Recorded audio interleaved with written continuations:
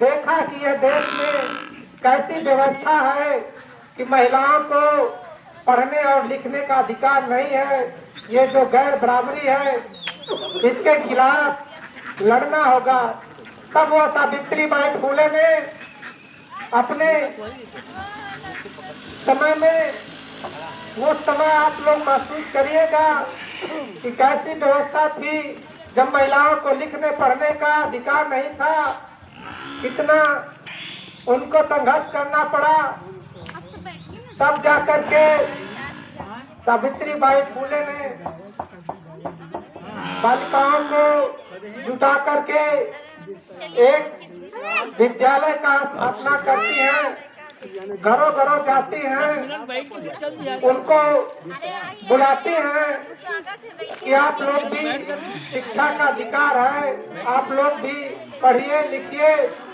तब उस समय मनवादी व्यवस्थाओं के लोग जिस तरीके से बच्चियों को, महिलाओं को वो पढ़ने नहीं देते थे, कहते थे कि महिलाओं का यही काम है, वह घर में रहेंगी। तब जा करके इसके खिलाफ उन्होंने एक बड़ा आंदोलन किया। सावित्रीबाई फुले ने उनका साथ जो दिया, फातिमा शेख ने 9 बालिकाओं को लेकर के एक विद्यालय का स्थापना करी और वहीं से कारवां इनका बढ़ता गया। जिस तरीके से पूरे देश में वो संघर्ष कर करके महिलाओं को लिखने पढ़ने का अधिकार दिलाया, वो आज हम लोग के बीच में नहीं है। लेकिन जो उनका विचार है, जो उनका सपना है, आज देखा जाए तो उस सपने को यह भाजपा आरएसएस की सरकार जो है कुचल रही है। आप देख लीजिए, महिलाओं के ऊपर जो है उत्पीड़न, दमन बढ़ता जा रहा है। यह योगी मोदी का राज है।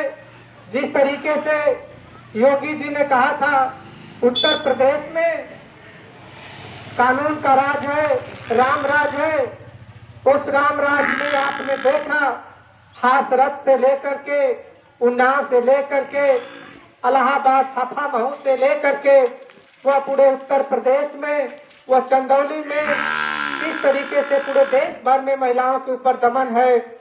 आज जो है सरकार कह रही है कि कानून का राज है। आप देख लीजिए, जो सरकार ने वादा किया था कि जब हमारी सत्ता आएगी, हमारी सरकार बनेगी, तो ये जो नौजवान हैं, जो बेरोजगार हैं, इन नौजवानों को हम रोजगार देंगे। लेकिन जब सत्ता में आती है सरकार, तो रोजगार का अवसर जो है धीरे धीरे खत्म करते जा रही है। आप देख लीजिए, पूरे देश भर में यह सरकार ने कहा था कि जब हमारी सरकार बनेगी तो महंगाई नहीं है। बहुत हुई महंगाई की मार अब की बार मोदी सरकार। आप देख लीजिए, महंगाई जो है चरम सीमा पे है। डीजल, पेट्रोल, सारा खाद्य पदार्थ से लेकर के जो महंगाई बढ़ी हुई है। आप देख लीजिए, ये सरकार किसानों की हक की बात करती है। आज किसान जो है अपने फसल के वाजिब दाम के लेकर के पिछले समय, लंबे समय से जो उन्होंने 1 साल से ऊपर दिल्ली के बॉर्डरों पे धरना दिया, 700 से ऊपर किसान शहीद हो गए। लेकिन ये फांसीवादी सरकार, भाजपा आरएसएस की सरकार वादा करी कि हम किसानों का जो फसल का दाम है वो 1.5 गुना दाम देंगे। वादा के खिलाफ आज जो है फिर से काम करना शुरू कर रही है। उसी तरीके से नौजवानों के रोजगार के खिलाफ देश के मजदूर जो अपनी मजदूरी करते हैं और वह मजदूरी का जो दाम है वो दाम नहीं मिल पा रहा है।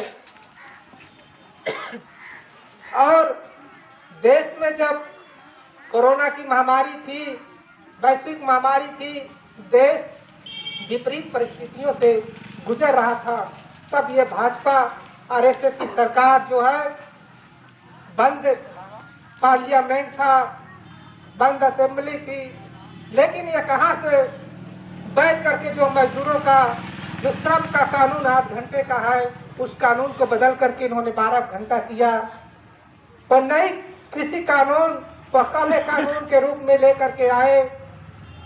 नौजवानों को जो आज शिक्षा का सवाल है, रोजगार का जो सवाल है, आप देख लीजिए, शिक्षा को निजीकरण कर दिया, निजी हाथों में दे दिया। नई शिक्षा नीति को नाम पर यह शिक्षा को भी पूंजी घरानों में बेचने का काम किया है। तब आज जो लड़ाई थी सावित्रीबाई फूले की, जो फातिमा सेठ की और तमाम जो महिलाएं, क्रांतिकारी महिलाएं थी, उस सपने को आज कुचला जा रहा है। तो हम सब नौजवान, छात्र, महिलाएं, मजदूर, किसान, सबको एक होकर के देश के बचाने के लिए, लोकतंत्र को बचाने के लिए, सब बाबा साहब का दिया हुआ संविधान को बचाने के लिए ये संकल्प लेने का समय है। साथियों, हम सभा को आगे बढ़ाते हुए हम चाहेंगे कि हम लोग के बीच में भाकपा माले के जिला कमेटी सदस्य कामरेड कृष्णा राय जी हैं, वो आए अपनी बातचीत रखें।